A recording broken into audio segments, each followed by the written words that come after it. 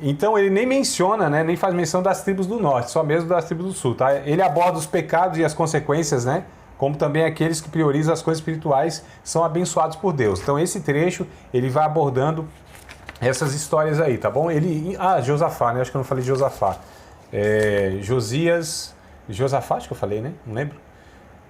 Falei, né? Então tá. Mas tem um aí que eu tô esquecendo. Foram uns 3 ou 4, tá?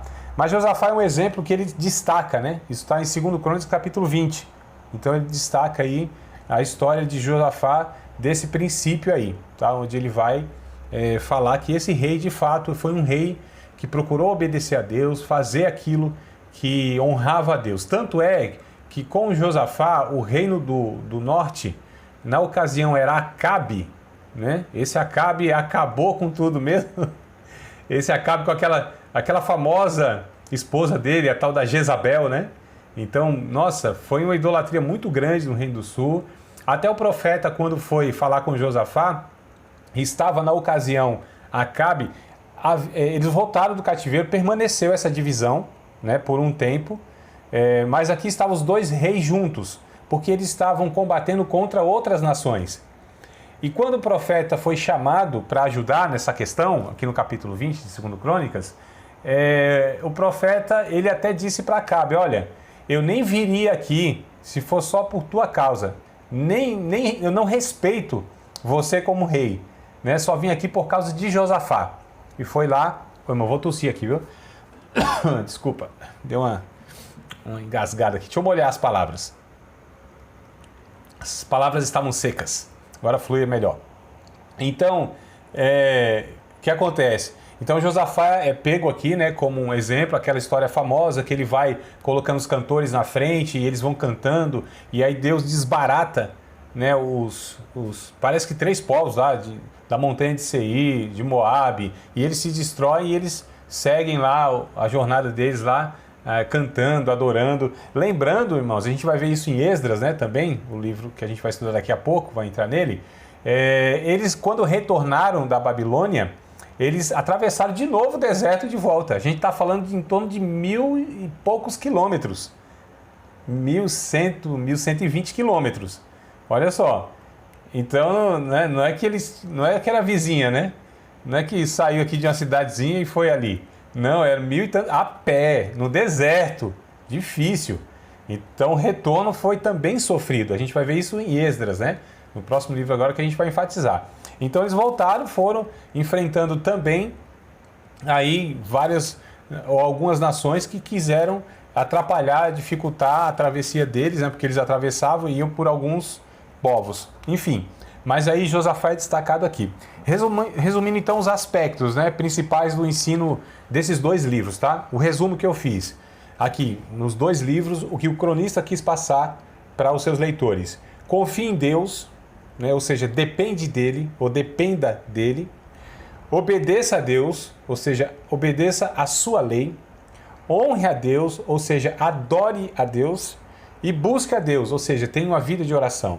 Então, quando esse povo estava retornando, o escritor de 1º e 2º Crônicas, ele escreve para ensinar, né, aí esses princípios, que aqueles judeus teriam que confiar em Deus, obedecer a Deus, honrar a Deus e buscar a Deus em oração. Ou seja, a proposta é que eles pudessem restaurar ou serem restaurados por Deus, e para que isso acontecesse, eles precisariam ter esse comportamento, né? Buscando a Deus, orando a Deus, honrando a Deus e obedecendo a sua lei. Porque eles foram para o cativeiro porque deixaram de fazer tudo isso, né? Então eles aprenderam a lição, pelo menos ali por aquele tempo, foram ensinados e incentivados.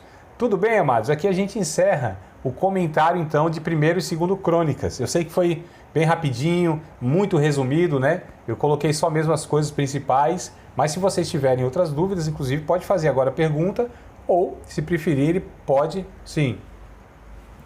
Pode falar.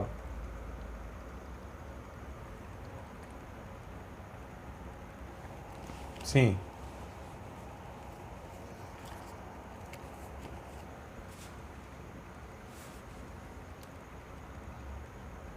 Uhum.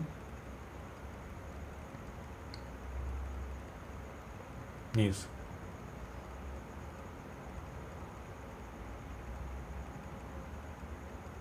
Isso.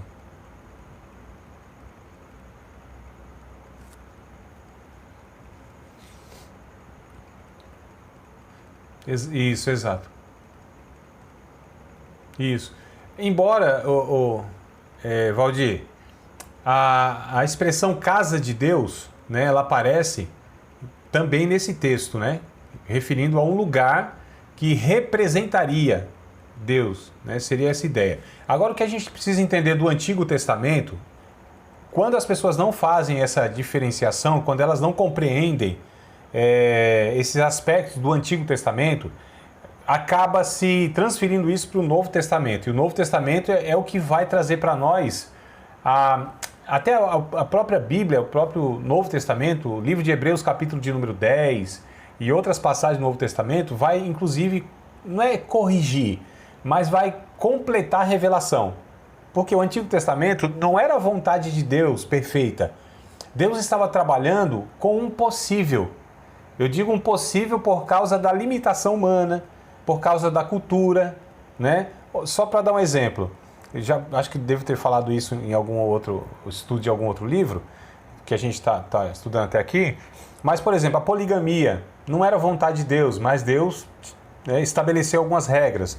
A escravidão nunca foi vontade de Deus, mas Deus também estabeleceu algumas regras, né? Enfim, tinha comportamentos que de fato nunca foram a vontade de Deus, mas Deus foi ensinando aos poucos, né, trabalhando aos poucos ao longo dos séculos a cabeça, a mentalidade de Israel, para que chegasse até a sua perfeita vontade. Essa perfeita vontade de Deus está no Novo Testamento, né, com um exemplo humano, inclusive, que é o próprio Jesus.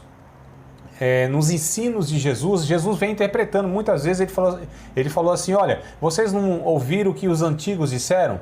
Isso, então eu, porém, vos digo. Né? Então Jesus vinha para concluir essa revelação de Deus. Então, por exemplo, de fato, Deus nunca, jamais, ele habitou, né, em nenhum local. Mesmo porque, qual seria o tamanho dessa parede para conter Deus? Qual seria o tamanho desse templo para conter Deus? Não cabe Deus, né? Aí ele diz, olha só, ele diz, eu não habito em templo feito por mãos humanas. Mas aí o Novo Testamento, 1 Coríntios capítulo de número 3, versos 16 e 17, 1 Coríntios capítulo de número 6, versos 18, 19 e 20, aliás, 19 e 20 só. 1 Pedro capítulo de número 2, versículo de número 5 e outros textos mais, vai falar claramente que nós, os salvos, os regenerados, os nascidos de novo, nós somos a habitação de Deus, literalmente. O Espírito Santo, que é Deus, né? Ele habita, ele mora em nós. Isso é literal, não é simbólico, não é metáfora. Então, assim, nunca foi vontade de Deus ter um lugar, porque Deus é...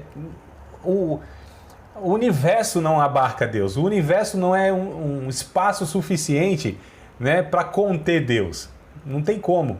Então essa ideia, quando ela não é trabalhada adequadamente, a gente vê uns pensamentos equivocados. Por exemplo, as pessoas acham e até hoje chamam o templo, né, templo religioso, um espaço de casa de Deus. Venha para a casa de Deus, inclusive como que se ali naquele lugar fosse um lugar mais especial do que outros. Essa é uma ideia do Antigo Testamento. No Antigo Testamento você tinha um lugar especial que era Jerusalém, né? Tanto é que a mulher no capítulo 4 de João pergunta, Senhor, nos tira a dúvida aí, né? Estou vendo que o Senhor é profeta, então para o profeta a gente vai perguntar um negócio. Porque o nosso pai diz que o lugar de adoração é aqui no Monte Gerizim. Olha, os samaritanos, olha a pendenga aqui desde lá de trás, que eles foram arrastando, né, até o tempo de Jesus. E os judeus dizem que é em Jerusalém. Jesus responde, mulher, nem em Jerusalém e nem neste monte, porque eu te digo que a hora vem e já chegou que os verdadeiros adoradores adorarão o Pai em espírito e em verdade, porque o Pai procura tais que assim o adore, porque Ele é espírito. Então nem neste monte, Jesus diz, nem aqui nesse monte de Gerizim e nem em Jerusalém, né? Ele vem corrigindo isso. Então você tinha um lugar especial, você tinha um dia especial para adorar, que era o sábado, você tinha homens especiais para fazer essa intermediação, que era o sacerdote. Você tinha alimento especial, roupa especial, ou seja, tudo era a ideia de consagrado. Tinha coisas consagradas a Deus e coisas que não eram consagradas a Deus, eram profanas. O Novo Testamento já vem trabalhando todas essas ideias, ou seja, todo mundo é sagrado porque todos são sacerdotes de Deus, né? 1 Pedro capítulo 2, verso 9, vós sois sacerdócio real, nação santa, o povo adquirido para oferecer a Deus sacrifício para o nosso Senhor Jesus Cristo. O 1 Pedro capítulo 2, verso 5, que eu citei, né, mas que serve também para esse caso. Vós, como pedras vivas, sois edificado casa espiritual para ofereceres a Deus sacrifício por Jesus Cristo. Apocalipse capítulo 1, verso de número 6, ou é 7, eu acho que é 6, tá? Vai dizer, vós sois um reino de sacerdotes. Então, olha só, todos são sacerdotes. Já não tem mais ninguém especial. Já não tem um ungido. Tá certo? Olha que coisa interessante, outro equívoco, né? Fulano é ungido de Deus, Cicrano é ungido de Deus. Sim, é verdade. Dentre todos os outros que também são ungidos.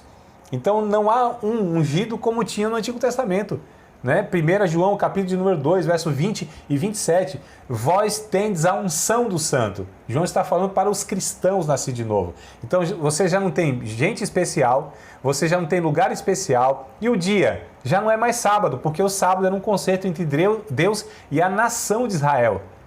Tá certo? Quando a gente vê no Atos dos Apóstolos, a igreja primitiva adorava a Deus todos os dias. Aliás, o domingo que eles usavam para recolher ofertas, para celebrar a ceia, né, de uma maneira mais intensa. Então a gente percebe que essas coisas elas foram sendo mudadas. Por quê? Porque o Antigo Testamento a gente chama que é uma revelação gradual, pouco a pouco. É um degrau, né? Vai subindo até chegar na revelação plena, que é o ensino do Novo Testamento através dos apóstolos e os ensinos de Jesus diretamente pelos evangelistas lá, né, que ele conta. Então, se a gente não trabalhar essa ideia, aí continua esses equívocos. Tem coisa consagrada, tem coisa que não é. A ideia de que tem, assim, coisa... Olha as expressões. Me perguntam, né? André, você é professor secular? Como secular? Só porque eu sou formado em história... história, não estou falando bíblica, estou falando história mundial, só do Brasil, enfim, só porque eu sou formado em filosofia mesmo, Platão, Aristóteles e esses filósofos todos aí, né, famosos na história, só porque eu sou formado em sociologia, né, ensino religioso ainda já vai, mas essas três matérias que eles falam, não, você é professor secular, eu falo, eu não sou professor secular, eu sou um professor consagrado a Deus, porque a minha vida e tudo que eu faço, eu entendo que eu tenho que fazer para honrar a Deus. Né? Você gosta de música secular? Eu não conheço música secular, eu não conheço. Eu conheço de fato um conteúdo que de alguma maneira ele expressa a glória de Deus, a santidade de Deus e a beleza de Deus, né? Como a gente também não, mas tem coisas que é sagrada e tem coisas que não é. O que é? Porque a Bíblia diz em 1 Timóteo, capítulo de número 4, versículo de número 6, se não me falha a memória. Se vocês quiserem me ajudar aí, tá? Para confirmar, às vezes eu troco aqui os versículos, né? Mas deve ser 1 Timóteo 4 e 6, alguma coisa assim. Que vai dizer que pela oração e pela palavra, tudo é santificado. Tudo é santificado, né? Então, por exemplo, olha a ideia que nós temos quando a gente vai celebrar a ceia. Primeiro, nós chamamos a ceia do quê? De Santa Ceia, não é? Mas a Bíblia não traz essa expressão. É a gente que inventou esse trem aí. É a ceia. Não é Santa Ceia. Oxi. E tem mais um. A gente pega o pãozinho, aquele pãozinho. Pode ser o pão sovado, pode ser a bisnaguinha, aquilo, né? Pode ser o pão que a irmã fez lá sem fermento. O pão caseiro. Aí o que a gente faz? A gente pega o pão e consagra a Deus. Mas onde está esse ensino no Novo Testamento que esse pão deve ser consagrado? Jesus nunca fez isso. A Bíblia é clara em falar, todas as passagens que vai falar, né, desse ato de ceia, seja lá capítulo 26 de Mateus, 1 Coríntios capítulo 11, que é o mais conhecido, né, que vai falar que Jesus, tendo partido o pão, deu graças. Você dar graças é uma coisa, você consagrar é outra. Então, 1 Timóteo vai dizer, está tudo consagrado, está tudo certo. É isso mesmo, irmã Samara? É 4 e 6?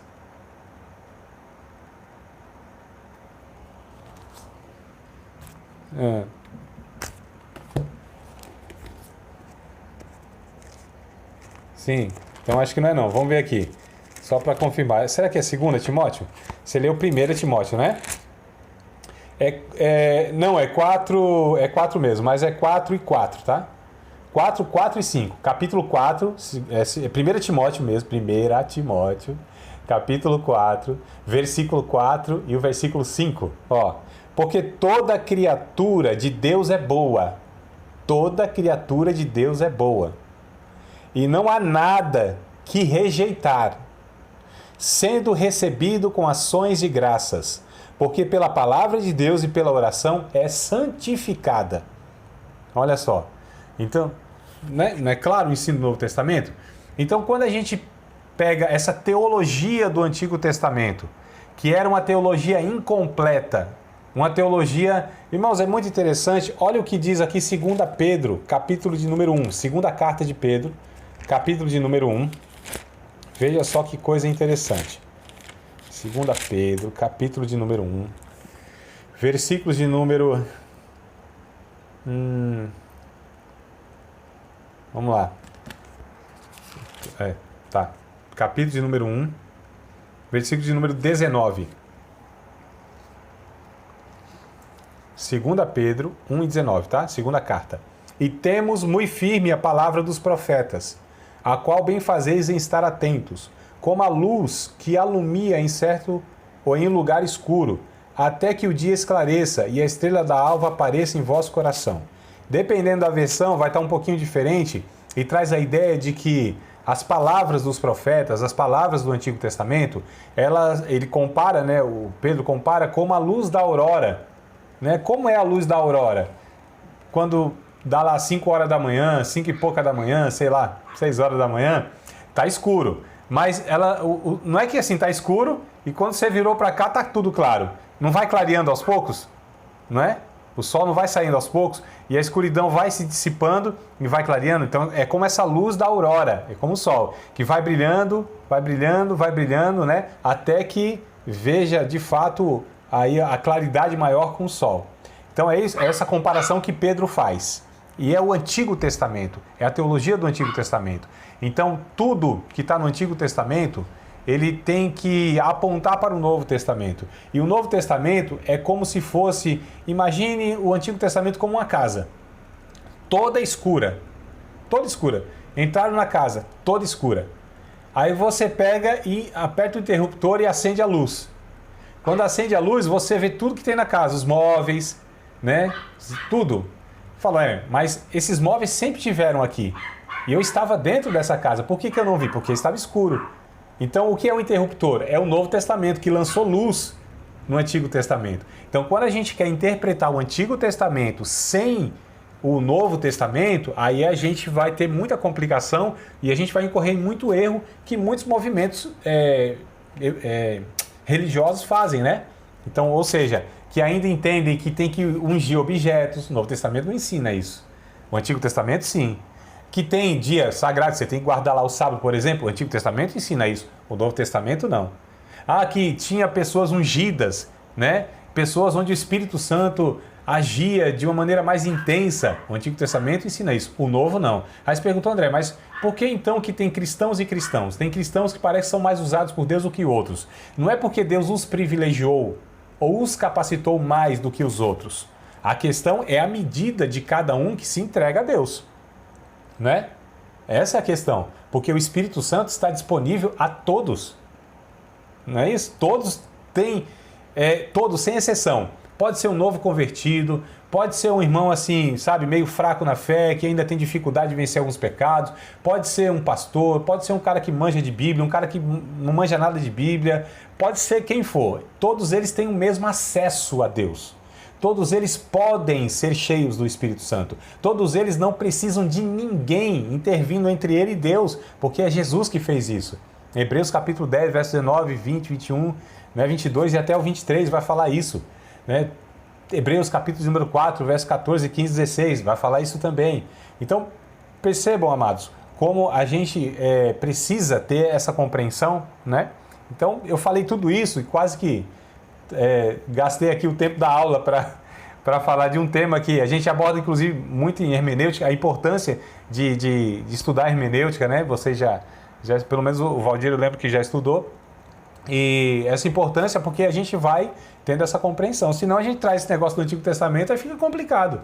Aí daqui a pouco a gente vai estar oferecendo animal aí no... Isso, então, tem todas essas questões, né? Isso. Olha aí, varão. Não é mais do ovo, não? Do ovo tá lá, o varão. Ah, é, né? Ao vivo é assim mesmo, uma coisa boa, né? Mas vamos lá. Então, assim, quer...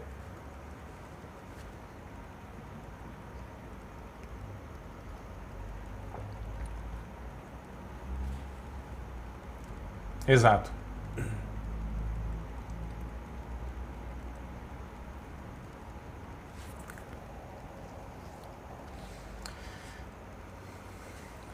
É. Eles servem mais a Moisés do que a Jesus, né? É isso que a gente fala. É isso que a gente fala. Eles são muito mais seguidores de Moisés do que seguidores de Jesus. Né? Infelizmente, há muitas igrejas evangélicas, no Brasil e mundo afora, estão ainda com essa mentalidade religiosa. Porque, de fato, o Antigo Testamento é uma mentalidade religiosa.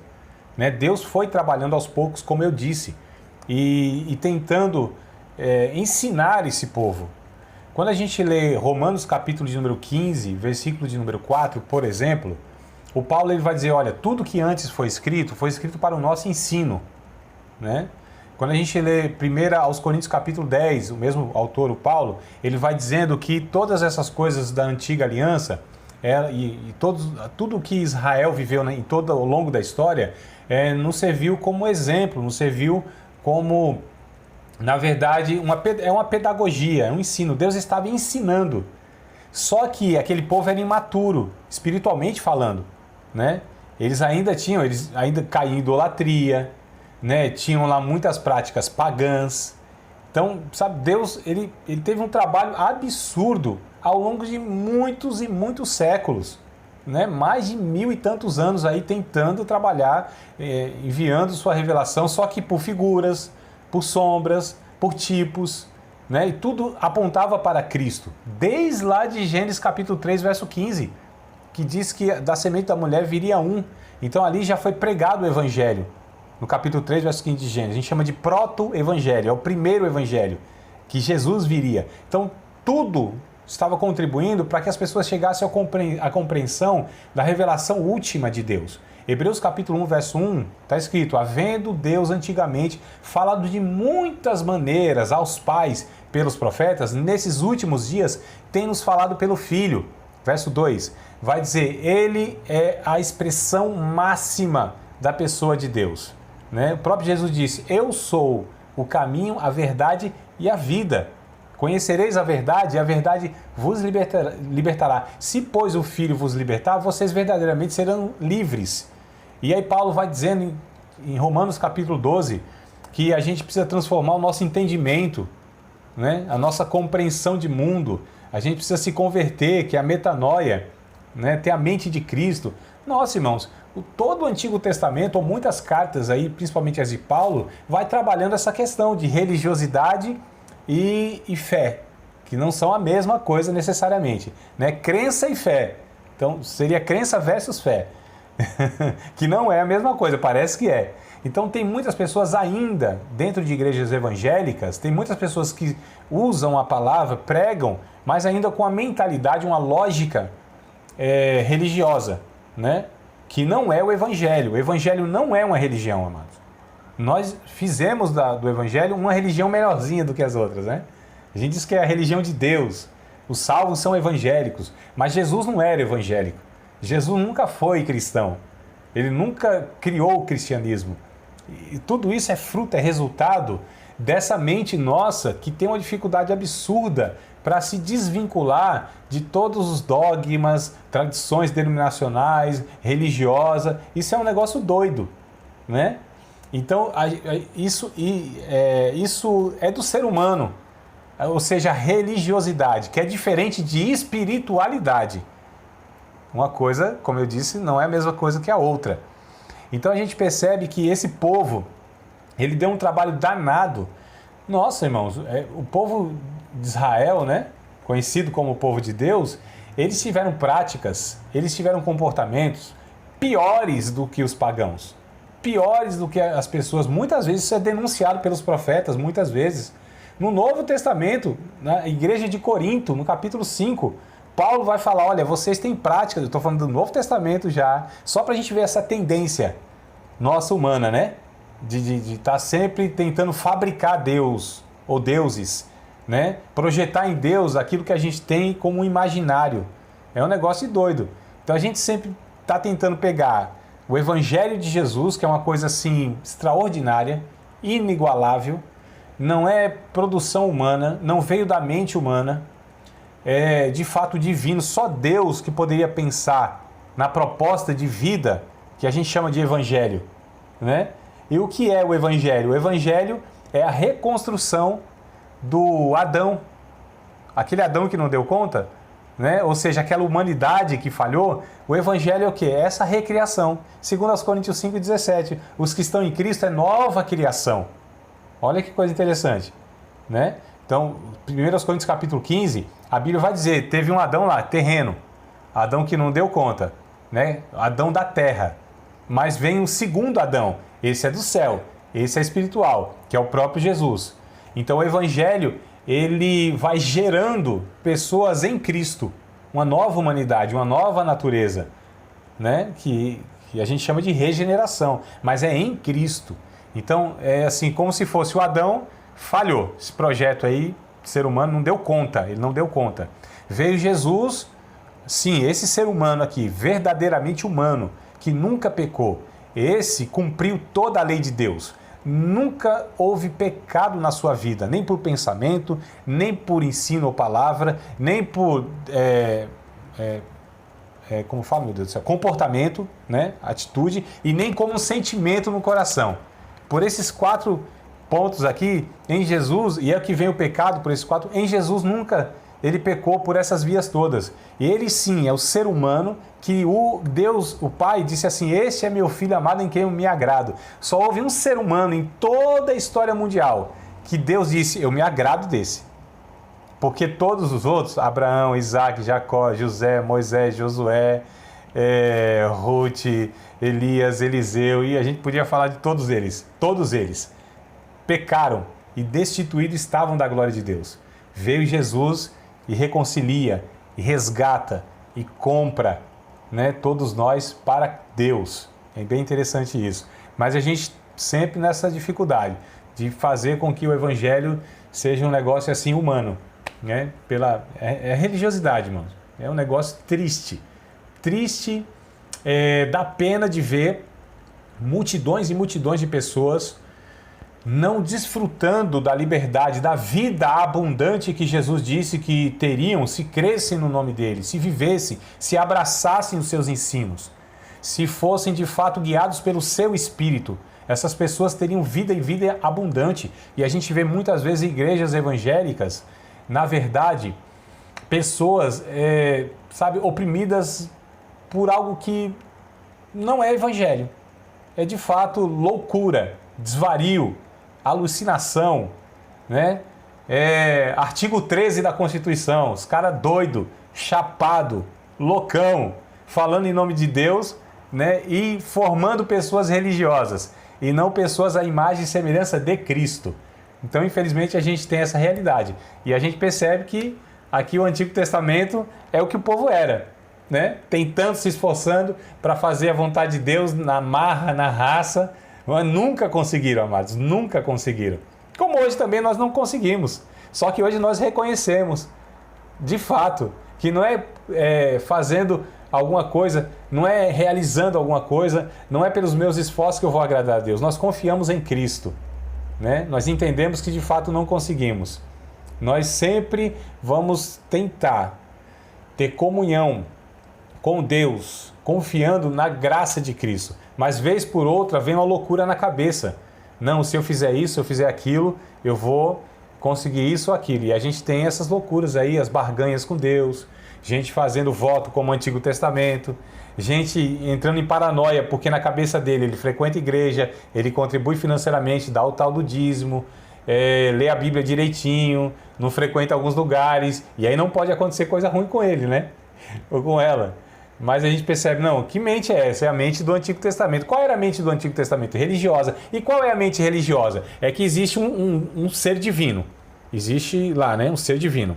Um Deus. E esse Deus está irado. Porque ele está irado com essa humanidade aqui que só ofende ele. Aí para aplacar a ira desse Deus, você tem que oferecer alguma coisa para ele. Aí você ofereceu alguma coisa para ele, ele aplacou a ira, não vai te castigar mais, agora vai te abençoar. Essa é a lógica, irmãos. Não é? Qualquer religião do mundo e da história da humanidade, pode pegar todas, seja lá do Egito, seja da Babilônia, seja o catolicismo, seja o budismo, seja o espiritismo, seja o islamismo, qualquer religião que vocês pegarem na história da humanidade, a lógica é a mesma. O que vai mudar são os elementos, né? Então você pega lá, por exemplo, o chamado espiritismo baixo, candomblé, a Umbanda, por exemplo, você tem lá, né, uma entidade lá que está injuriada, você tem que dar uma oferenda para ela estar favorecendo, né, mano? Dando alguma coisa. E é tão louco o negócio que você tem que fazer uma oferenda pro orixá acalmar o Exu. É um negócio de doido, né? E aí cada um tem o seu negócio específico. Tem um que gosta de uma pipoquinha, e outro gosta de uma galinha preta, outro gosta de uma cachaçinha, né, e tal. Tô falando isso aí. Aí você vai pro catolicismo. Catolicismo não, você tem a penitência. Você tem lá os sacramentos, né? Você tem lá os votos. Aí você vai para oh meu Deus, e agora? As religiões lá, o hinduísmo, por exemplo, o hinduísmo, né? Ou as religiões lá do Oriente, como o próprio budismo. Você tem lá os processos de reencarnação, né? Onde tem que alcançar o nirvana, né? Você está no dharma, não, aliás, você tem o karma, né? Aí você tem que ir passando e enfrentando esses karmas até chegar no dharma, e aí você alcança o nirvana. E você faz isso com vários processos de reencarnação. E aí você vem para o cristianismo. É diferente? Não é diferente. Só que agora você tem que ser um cara que ora muito, tem que fazer a campanha, não pode quebrar a campanha, se é de 7 dias, 7 semanas tem que fazer, né? Ou de 21 dias, você tem que dar o dízimo, porque se não der o dízimo também, você está lascado, Deus vai mandar o devorador na tua casa, e os filhos que vão ficar doentes, e o dinheiro que você ia dar de dízimo agora você vai ter que comprar remédio, porque o devorador entrou na sua casa.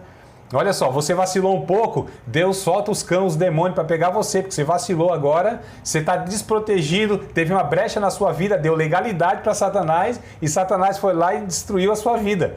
Olha que coisa doida, irmão. Isso é o quê? Não é? Ó, quando a gente chega num ponto onde uma igreja que se diz evangélica tem um encosto, nós estamos lascados, irmão. Né? Tem os crentes com encosto. Onde que a gente se encostou na história, né? Para ter uma questão dessa. E a gente vê hoje, inclusive, hoje nós estamos... Eu digo hoje assim, que é o que está... É o que está influenciando muito as igrejas hoje, é o chamado judaização das igrejas evangélicas. Então a gente percebe que os elementos estão voltando, né? Você tem aí pastores que quando você olha para o cara falando, isso aqui é um judeu, com kippá, com talit, né? Com todos os aparatos. Você vê lá uma bandeira de estrela de Davi, um candelabro, uma arca da aliança, e muitas vezes não é peça de decoração apenas, eles atribuem significado naquilo. Né? E vão ungindo, e unge isso, e unge aquilo, e consagra, e vai separar o cara lá para o ministério, derrama o óleo na cabeça. Irmãos, no Novo Testamento isso não existe, né? Então a gente percebe que o negócio está muito complicado, e isso é resultado de não estudar adequadamente as Escrituras Sagradas, de não entender a antiga aliança, a nova aliança, o propósito de uma, o propósito de outra, de não entender o caráter de Deus, a revelação de Deus. Então vem todas essas aberrações, baboseiras, heresias, né? E umas não são nem questão de heresia para mandar o povo para o inferno, mas faz com que essas pessoas vivam muito mal aqui, né? Nem digo que vão ser salvos, não vão, isso não cabe a mim, não cabe, e não é pela teologia que a gente chega nessa questão, isso pertence a Deus, quem vai ser salvo, quem não vai. Agora, o que a gente vê, e isso é muito claro, que tem gente que não tá, sabe, vivendo nada do evangelho. Eles estão em uma religião, que não tem mais aquelas práticas antigas, com os elementos antigos, só tem algumas coisinhas mais bonitinhas, mais santificadas, né? Mas o coração, a mente, continua sendo religiosa. E não é isso o evangelho. Não tem nada a ver com isso, né? Isso é muito complicado e a gente gasta uma energia enorme para tentar falar isso para os irmãos, porque uma mente religiosa, ela é muito mais difícil de se alcançar, tá certo? E ainda mais esses que estão, né? Irmãos, o maior trabalho de Jesus, a maior arenga de Jesus, o maior sufoco que Jesus passou foi com os líderes religiosos. Foi com os judeus religiosos, irmãos. Foi com os pecadores, com prostituta, com ladrão, com corrupto, com gente ruim, com endemoniado. Isso aí, irmãos, eles receberam o evangelho de Jesus de uma maneira muito mais tranquila. Agora, os religiosos, nossa, como sofreu o nosso Senhor, como sofreu. Então, é muito difícil quando você vai falar do evangelho para religiosos. É muito difícil. Falar do evangelho, inclusive, para evangélicos é muito complicado, né? Ai, meu Jesus. Vamos lá, irmão? Bora lá, eu acho que eu extrapolei aqui, né? Os irmãos estão falando, o André está desabafando. Não, aqui eu fui falando aqui, não me contive. Hã?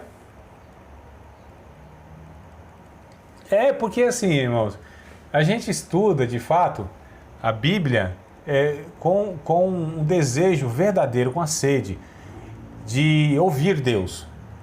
E a gente precisa ouvir a palavra de Deus.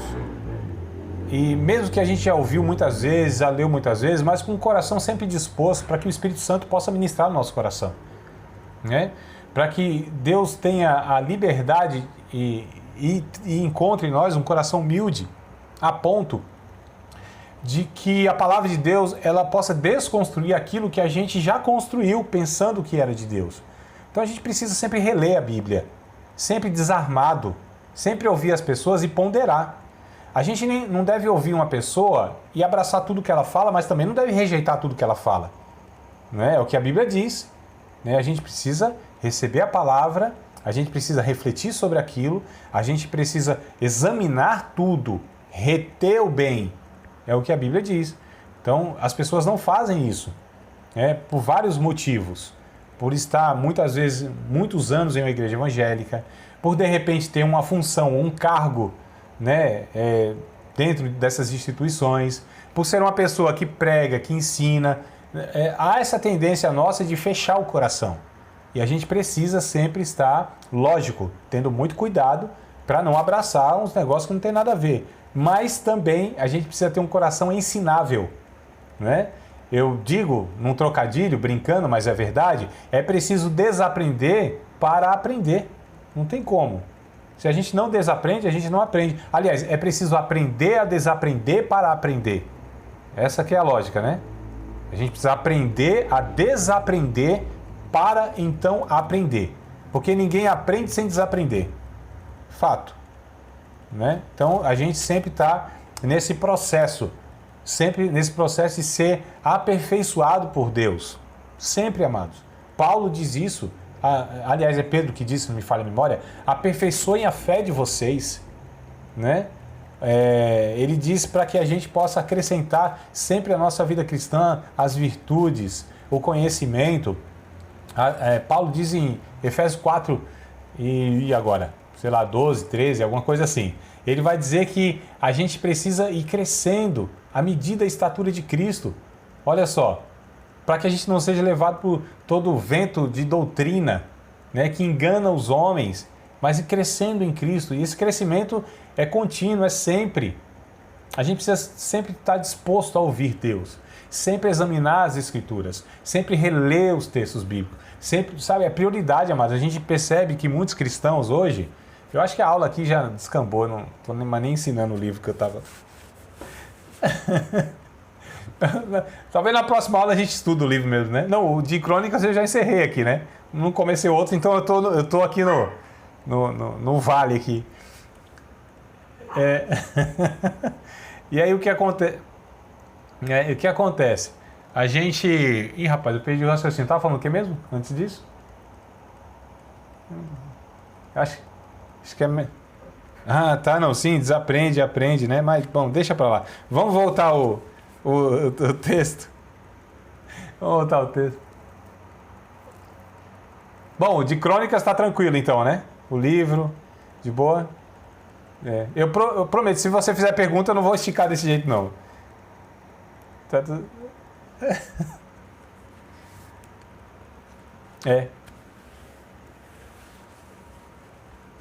Isso.